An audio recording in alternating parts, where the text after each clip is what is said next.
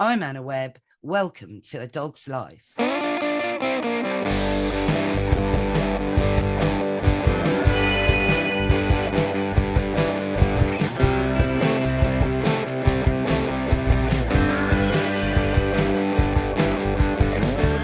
Mr. Binks, you know that we're all getting busy doing a bit of spring cleaning now. Yes.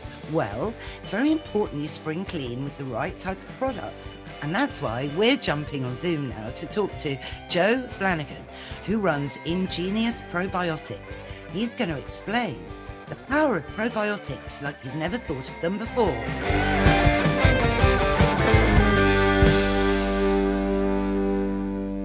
Oh, Joe Flanagan, thanks so much for coming on A Dog's Life. Morning, Anna. It's absolute pleasure. Love chatting to you and love talking about what it is we're going to talk about. Oh, I know. Listen, I'm all over probiotic therapy at the moment, not least because I've been doing a lot of research actually into probiotics over the last couple of weeks.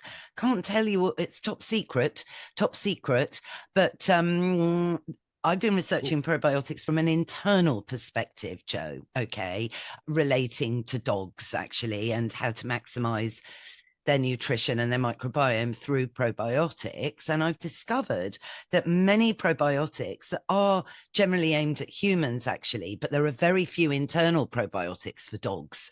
And I think I know why. I think the science on probiotics is not that big at the moment, and I think it's about to explode. What do you think? Well, obviously, I agree.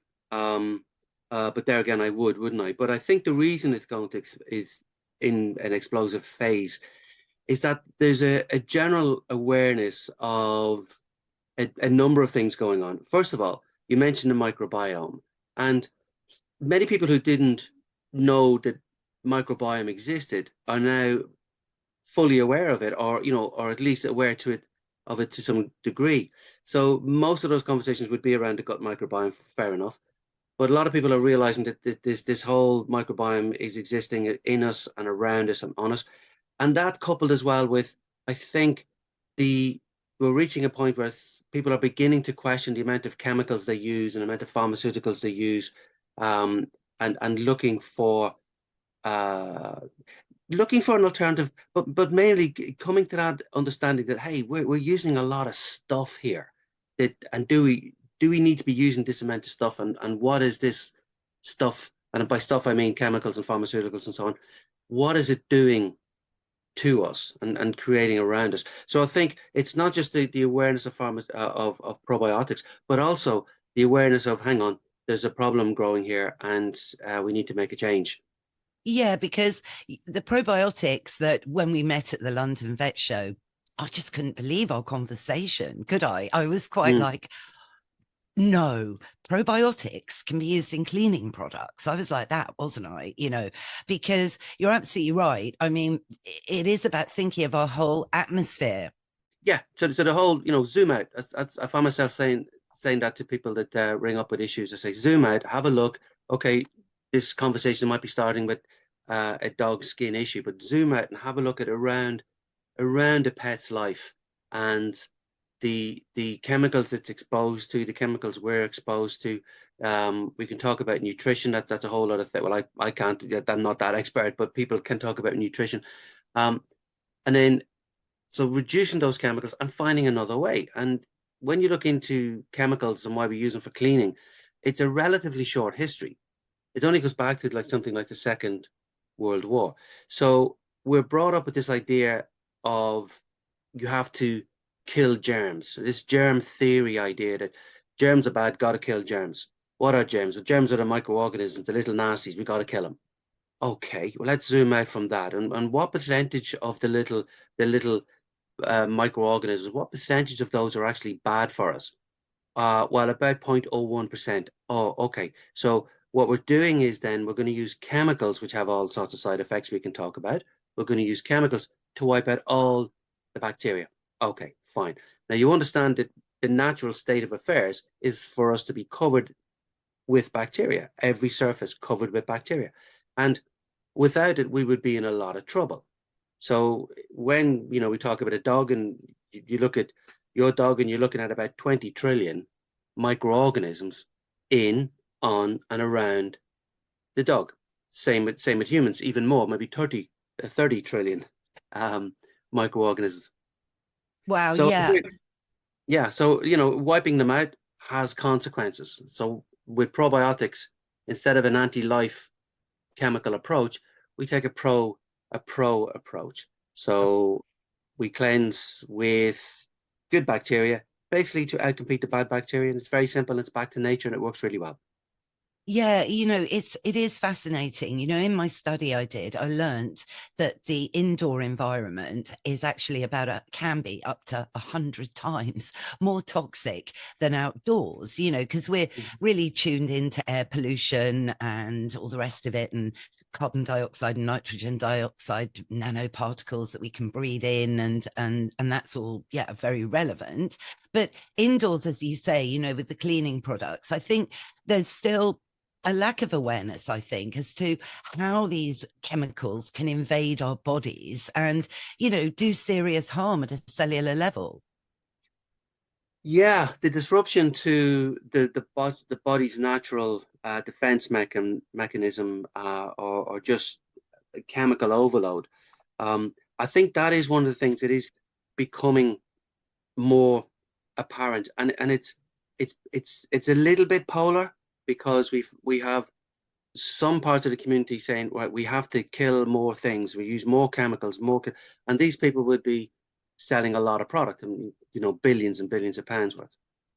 And then on the other side, you've got the people saying, well, okay, we're starting to understand that when you look into it like you've done, and you find it, okay, the indoor environment, the indoor air quality is that many times worse than the outside air, and we know that the outside air is bad. Not many people would argue with that, and you yourself was telling me about studies showing that the low level where the dog is worse than the higher level where the human's breathing apparatus is. Yeah, And and toddlers, do you know what I mean? Toddlers are, and toddlers and toddlers. yeah. So people know that the outdoor environment is in the pram. Yeah, no, absolutely. So we're wheeling them around and we're aware of pollution. You hear the mayor of London talk about it all the time, and absolutely correctly. So last year, about 2 years ago now, I think it was the first case of a person having the words air pollution included in their death certificate after a long fight by their mum. Um, that's a wonderful and heartbreaking story in itself. Oh, Um, I know. Yes, yeah, that was dreadful, but it yeah, it is true. But as I say, indoors, there's indoors, of all of course. these things like Yeah, flame retardant chemicals lurking around in some of your soft furnishings, and it's what you clean your floor with. So I try and buy plant-based cleaners. We won't mention any brand names, but you advised me the other day, actually, Joe, that the product range I've been buying has actually been bought out by a major, I don't know what you would call them, CMFG brand, hasn't it? yeah. You know who I'm talking about. Yeah, and have a long history of animal testing on animals. Absolutely, and it's this awareness you're talking about. That people are now linking the indoor air quality with health. And if you're saying, well, the indoor air quality is worse than the outdoor air quality, and the outdoor air quality is bad, so that gives you a yardstick. And so, well, what does cause the indoor air quality to be so bad? And there are a number of different things, as you say. The flame retardant chemicals in your sofa might not be something you can get rid of very quickly. The off-gassing from your furniture, again, you may not be able to get rid of it very quickly, but there are certain things that you can change. So anything that goes into the air, anything that wipes out the microbiome, anything that's antibacterial, you're going to be breathing that in. So we talk about pollutants, like, even depending on what you're cooking with, and are you drying clothes on the radiators. All these things have an effect, but the thing we're looking at is, as you say, the floor cleaner, the general surface cleaner, and for two reasons, uh, in terms of pet health. One is, it's just got a bunch of chemicals in it. So your dog is absorbing the chemicals. They don't shower every day like humans. They don't have protective clothing like humans, and they are lying naked on your floor, unlike most humans. But also, they they sweat through their paws. So there is this sense with some people that say it's okay, I can clean my floor with whatever I like, as long as I leave the dog out in the back until it's dry and then bring him in. Now, the dog's going to be walking on wet grass and then walking across the floor, or he's just going to be sweating through his paw pads and wetting the floor. He's then going to be absorbing those chemicals through his skin on his paws into his body. He's going to be licking then as well, ingesting directly into his body. And then he's going to be breathing whatever fumes are coming off from those cleaners again into his body. So you got one area is this chemical exposure. And when we're talking to people about dogs with skin issues and whatever, you have to look at this again, zoom out. What overload items are being pushed upon this dog? New, like food, cleaning chemicals, all these things, layer upon layer upon layer.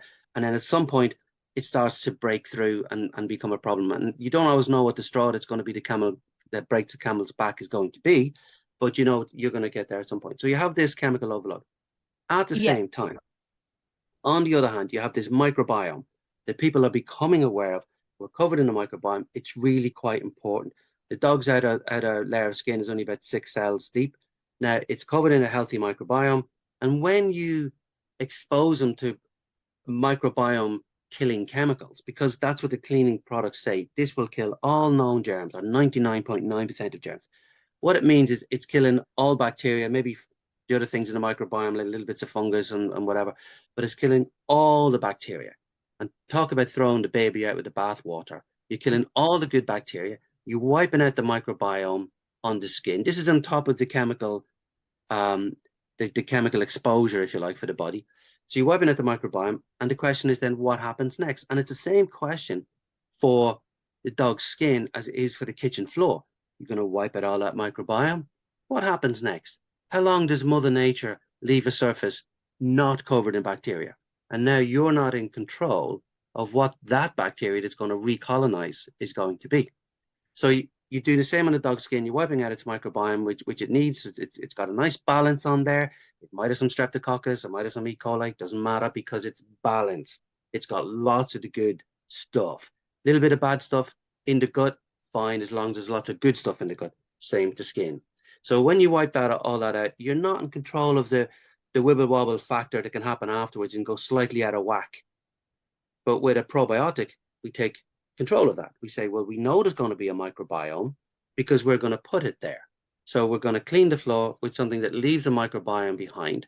So now we have a healthy microbiome on the floor, on the dog's skin, in the dog's ear. We'll talk about in a minute, whatever. I'm sorry, I'm going off on one here, Anna. Aren't I? No, Joe, you're not going off on one. It's absolutely fascinating. You know, I know everyone's like glued into this. Well, the other thing that comes up in the conversations we've had about itchy dogs and dogs with allergies is the bioallergens that they're breathing in. So the probiotics are consuming bioallergens, and what does that mean? Well, it's bits of pollen, bits of dead skin cells, dried saliva, dust mite poo is a big one, and the probiotics are actually feeding on this. And the way they work, instead of chemicals that are wiping out everything, the way the probiotics are working is that they're consuming the organic waste food that would normally feed the bad bacteria. The bad bacteria might be what gives off odors. It might be what causes skin inflammation. So we're keeping those guys away, not by trying to wipe them out, but simply just eating their food so they fade away. Their numbers drop right off the scale, and the good guys take over. The good guys don't cause inflammation, and they do get rid of the organic waste. And this is something we see particularly in the skin, which is really important, because when you get an allergen, some issue with the skin's getting red and raw and being scratched and whatever, then the skin is trying to repair itself and producing more sebum. That attracts more of the bad bacteria, gives them more food, and you can get this kind of cycle thing going on. Whereas again, with the probiotics, you can go on there, keep the bad bacteria away, let the skin heal itself and do its thing. So this cleansing with probiotics is simply using a natural action, a probiotic action, instead of a chemical action. Exactly. And I think, one good example of this is with your teeth. I've actually got a hygienist appointment this afternoon, dreading it. Okay. Now, because this is so okay. So you're basically describing how the microbiome, which exists in our gut, we recognize that, is actually all around us. You know, because we should not live in a sterile environment. We're not like astronauts. Let's face it, walking around the world in a you know, that could be the next stage if we carry on like this, isn't it? That we're in these big costumes the whole time. So we need to embrace Mother Nature, as you say. But so thinking about teeth here, because there is Dog Dental Month approaching. Mhm. Yeah. And, you know, it fascinates me, you know, all of these products that are marketed at a human level. And if we compare humans to dogs, you know, there's many parallels. We're actually thinking more about our own diet now on a human level, you know, to fuel us naturally. And more people are embracing this with their dogs and feeding naturally, feeding, you know, raw meat that again fuels the microbiome. Is like we've been talking about here with the floor, you know, you're putting good bacteria into the dog's stomach, which is fighting the bad bacteria to allow the immune system to really flourish, but also in the mouth. And I've been using your dog dental spray, which is amazing, right? Because it's not only extremely cost effective, but Mr. Binks, my little toy terrier that I've been using it on, he has a bit of a problem with his teeth because he has a problem. He's got Legg-Calvé-Perthes disease, which is a bone deficiency. He has a degenerative condition, you see. So his teeth have been affected. And when I got him age 2, and Joe, he'd already had 2 dentals at the age of 2. Oh, You love know, that. God, I know. Anyway, but he loves the taste of this dental spray. And explain how that works, because that's doing what we've just been talking about the floor, but it's doing it in your dog's mouth to really encourage healthy teeth and gums. Yeah, yeah. The similarity is it's very close in how it's working. Okay, the floor cleaner's got some natural surfactant in it to actually clean away dirt as well that you wouldn't put in the dental product. But Oh, okay. So there are different strains of it, probiotics, are there, in the different, because you've got an extensive range. Let's just yes, say this for people to check yeah. out here for all sorts of, you know, different issues, not only for the teeth, but you've got a tear stain product that I've also been using, funnily enough, on my cat, Joe, because he's been having tear stains. I'm not quite sure what's up with him, actually. Again, it's an immune deficiency going on with him that I'm working on, but he's black and white. So he's got white around his eyes and he's been having what I call Bichon Frise eyes going on, right? Oh, So, wow. yeah, so I've been getting your eye care product, really spraying loads of it onto a tiny bit of soft cotton wool and then Hmm. just wiping, you know, the corners of his eyes and getting, you know, what is the brown stuff off, Hmm. basically. Because we had a conversation about this and how I know this is going to work is that it is putting healthy bacteria into this area that is being compromised at the moment to balance, as we've been talking about, and basically get him back onto an even keel. Yeah. And the way the dental and tear stain or eye care products are working, it's very similar, Anna. So in the dental, you're spraying a probiotic directly onto the teeth and gums. And my cat's the same. My cat likes it and pretends he doesn't, but then goes and has some food afterwards, because it makes him think of food. Um, so you're putting that on there. And again, it's doing two main functions. One is it's keeping the bad bacteria away, the bad bacteria that will lead to plaque and tartar and then onto gingivitis and periodontal disease, right? So it's doing that, and it's doing that by again eating, keeping their just eating their food basically. So it's getting into the sockets, into that space between the teeth and the gum, and with brachy breeds and small dog breeds where you got those teeth all kind of pushed up together in a small area, getting into those little tiny gaps between the teeth and eating the organic waste. And I liken that to why humans floss. And humans are told to floss to get rid of the little bits of organic waste in between the teeth for the benefit of your heart. Because we know that in humans, if you get little bits of little infection in and around those gum areas because of the, the the organic debris up there that's been fed on by bad bacteria, that will then travel through the body through the little blood cells, blood vessels that the gums are connected straight into. So it's the same connection with dental care. It's a with the rest of the body. With dogs, that's brain, heart, and liver and so on. Cats, kidney in particular, and if you want to keep an eye on kidney disease for cats, one of the ways you do is check the early warning signs for dental issues. So it really helps with a much wider health protection right across the board. But then this, and things like bad breath as well, actually. But the same thing then is going on with the eyes. So we're putting the probiotic in and around the eye, helping against things like conjunctivitis, if it's bacterial conjunctivitis. But again, it's eating that organic waste. So that organic matter that might be causing the staining and so on is a food for the probiotics. So it's this double whammy, Anna, going on all the time, eating the organic waste that you don't want to have, and by doing so, keeping away that small element of bacteria that would cause a problem. No, it's so interesting because, I'll be honest with you, in terms of Mr. Binks's teeth, what with Dog Dental Month coming up, this is such an easy way to keep your dog and your cat's teeth in good health, because lots of dogs hate having their teeth brushed, and many people take their dogs to the groomer to get their teeth, really overhauled, as it were, because owners haven't trained their dogs to think of their teeth being brushed as a game. I think anyone who's had a puppy or bring a puppy into their lives have no excuse, right? It is possible to train your dog to love having their teeth brushed, but it's little and often. You got to put the time in, lots of repetition. You start with cream cheese on your finger and you build from there, but it's got to be very incremental and fun, and then, you could get the toothbrush out and go, yay, toothbrush time. And the dog will jump on the sofa and they know treats are going to be involved. And it's time and bonding with your dog. But that's something, it's another podcast episode, that people aren't doing enough, actually, bonding with their dog.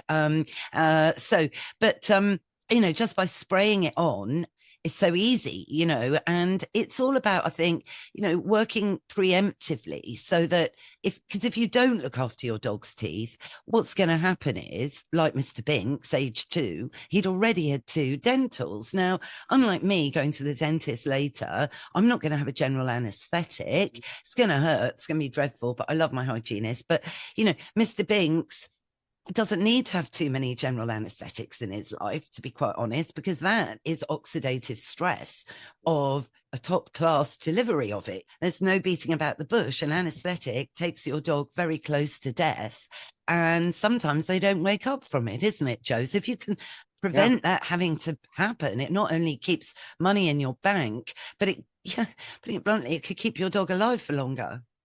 Yeah, exactly. So it's going to save you money.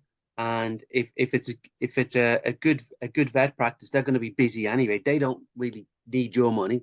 The dog doesn't need to be going through this, to be avoided at all costs.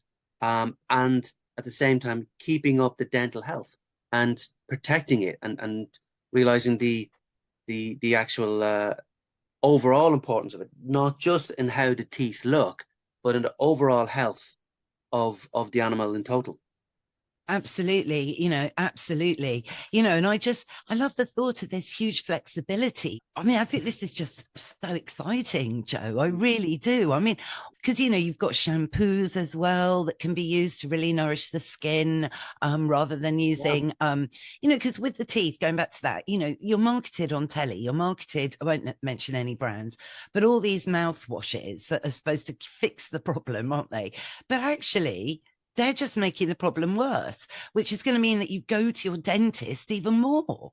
Well, it's wider than that, even, Anna, because again, those kind of products, in my mind, link into the antibacterial cleaning products that we're breathing in. So you have a body that's, whether you're human or a dog, you have a body that's very heavily dependent upon bacteria, and you're consuming and breathing in products that are designed specifically to kill all bacteria.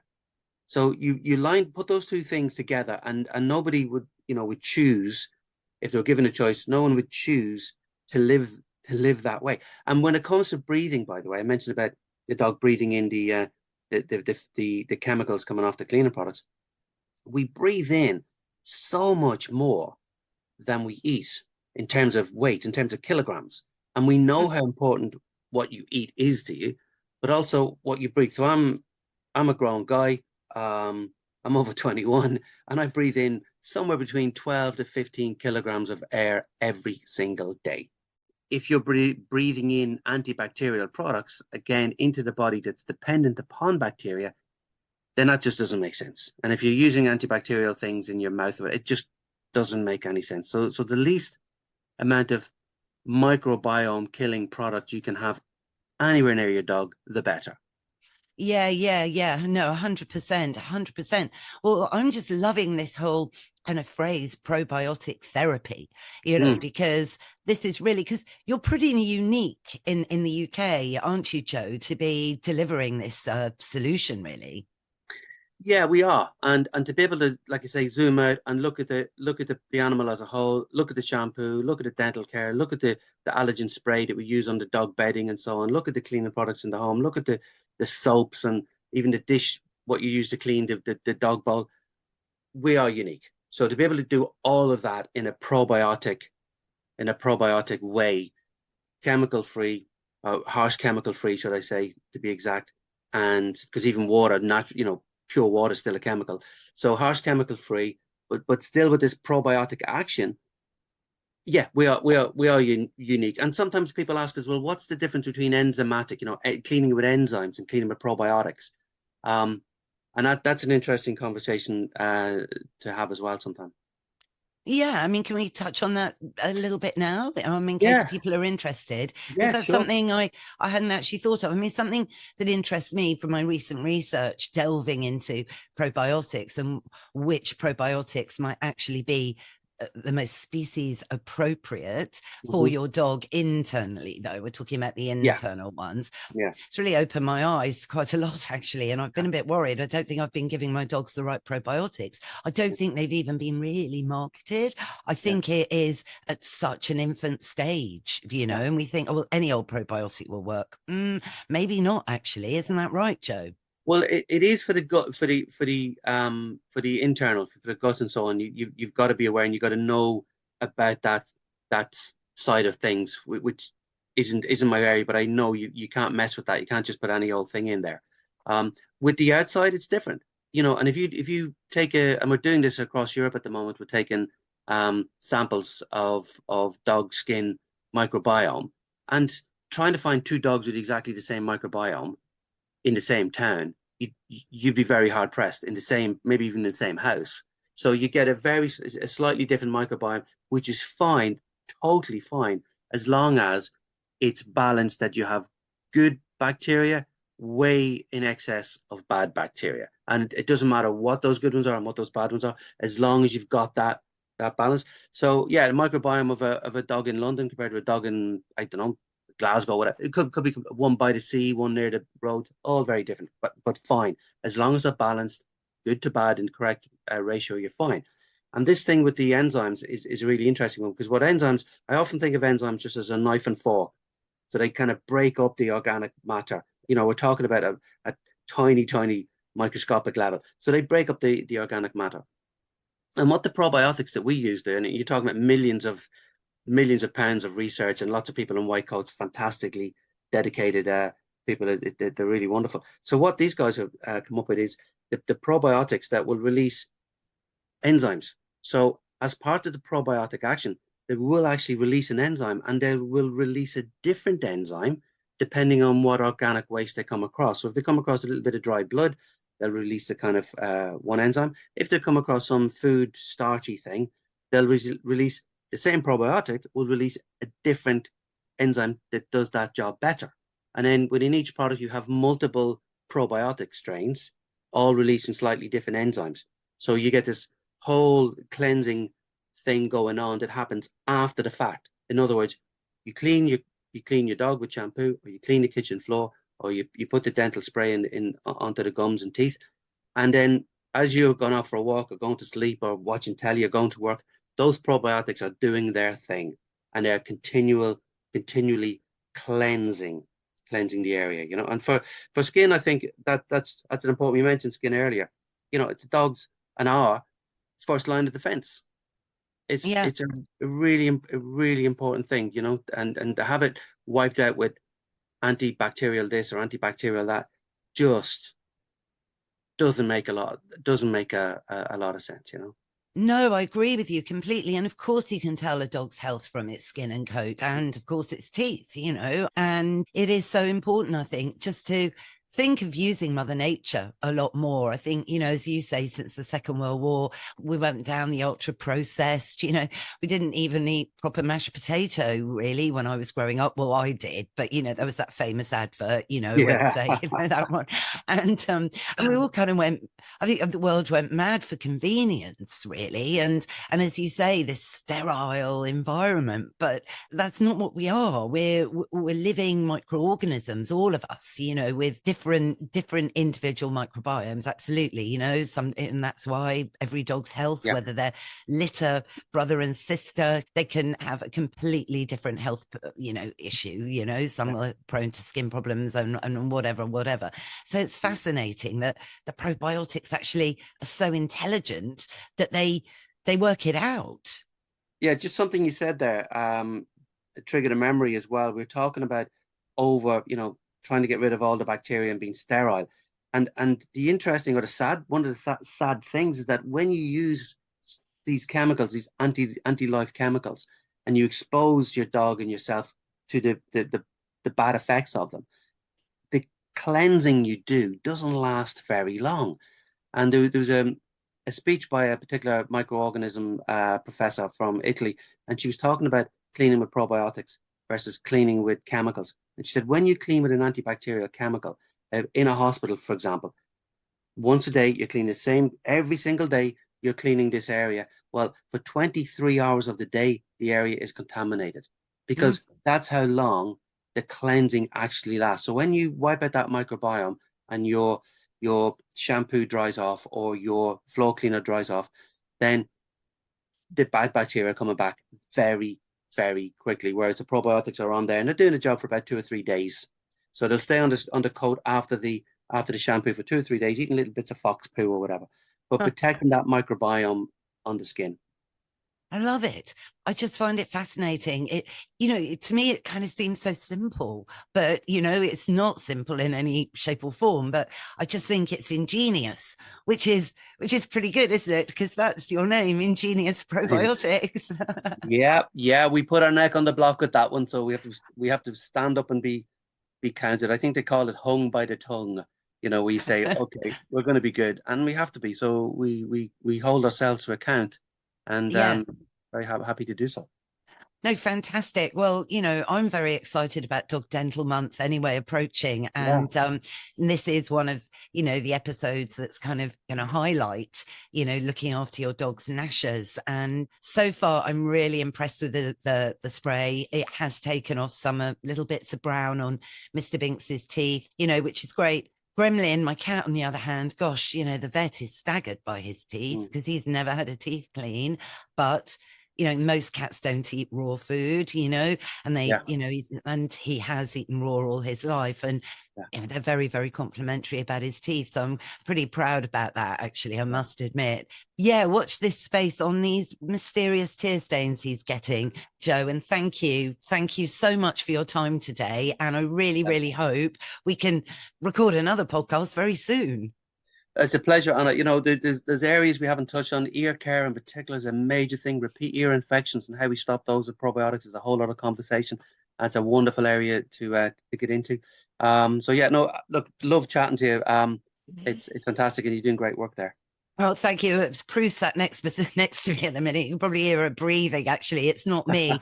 It is Prudence. Yeah, ear care, ear care. I'm going to get onto that as well because with dogs, you either get dogs with pointy ears or floppy ears, and all types of ears bring with them various problems. So, like with my dogs, more things can fall into the ear, like dreadful grass seeds, but with the floppy ear, they're more prone to moist, hot conditions because they don't get exposure to the air that much, but all ears have their problems, don't they, Joe? Well, Gosh, so it's perhaps just worth finishing on that. And I know we've got to wrap up, but it's perhaps worth just touching on it because I think the ear it's like a microcosm for what else is going on. When we talk about the ear, it's from then everything else radiates out. In other words, when people are using an antibacterial product in the ear or an antibiotic or so on, it's a really good example of what else is happening on the rest of the dog's body. And we see this continual, this repeat ear infection. And sometimes long after the original cause of the original infection has gone, people are still getting this repeat ear infection. And we see people say, yeah, every time I get an ear infection, I use this product and it goes away. It's great. And again, you say, zoom out. Your dog should not be getting repeat ear infections. They're painful. Well, why? This should not be happening. And I've mentioned the wonderful Dr. Richard Doyle from Wiley's, and there's something that he's had personal experience of, where the dog presenting with an infection. This is before he got to know about our probiotic ear care, of course. But the dog presenting with an ear infection, treated with antibiotics, seemingly work excellently well. But what's happening is you're wiping out the whole microbiome in the ear, not just the pathogen that's causing the particular problem. And then what happens is, a number of weeks later, and it is that quick, the same dog's presenting again with an ear infection again. And they swab it and they send it to the lab and they look at it in a microscope. And lo and behold, it isn't the same pathogen returning, because that one was got rid of. The antibiotics did a really good job. They got rid of everything. What's happened now is a whole new different pathogen has taken up residence in the ear, because what have we done? We've wiped out the microbiome. The natural defense was not there, and the pathogen could come in and set up. So they would treat with a different antibiotic. It would go away. Dog would be seemingly fine. Lo and behold, another few weeks later, same thing again. So they found by putting the probiotic in there and just putting an army of good bacteria that stop the bad bacteria coming in, because the ear is a great place for bacteria. It's this the sebum, ears. Yeah. So ears don't. I mean, I'll tell you what, I'm going online now, and I'm not just saying this, I'm going to do this because I have to preempt ears. Gremlin, my cat, is prone to mites in his ears. It's probably a microbiome issue, but these things happen. He's an outdoor cat and he's a bit of a bruiser. So I want to preempt everything now, he's 12. We need this ear care. Prudence needs the ear care, actually, because she's a bit like Lara Croft. You know what I mean? And she'll like burst through bushes and bits of debris end up in her ear, because they're big and pointy. They're like radars. So, there's a lot to be said for a floppy-eared dog, I would say, out there, if people are thinking about what dog to get. But then they've got their problems as well, you see, because there's a lot of moisture, as I said, that. But Joe, gosh, listen, no, you're definitely going to please be coming back. Please be coming back. Love it. And thank you so much for your time today. And I found this so interesting, and I really hope everyone listening has too. So all the links are going to be in the show notes, but just in case, what's your website, please, now? It's all the w's.ingenious-probiotics.com. Oh, thank you, Joe. Honestly, you're an inspiration to the world. No, Anna, thank you so much. Look, we work hard, but it's an easy area to work with, because it's just wonderful when you get the results and you help some very worried pet owners. We just love it. We totally love it. And it shows. Yay. Thank you.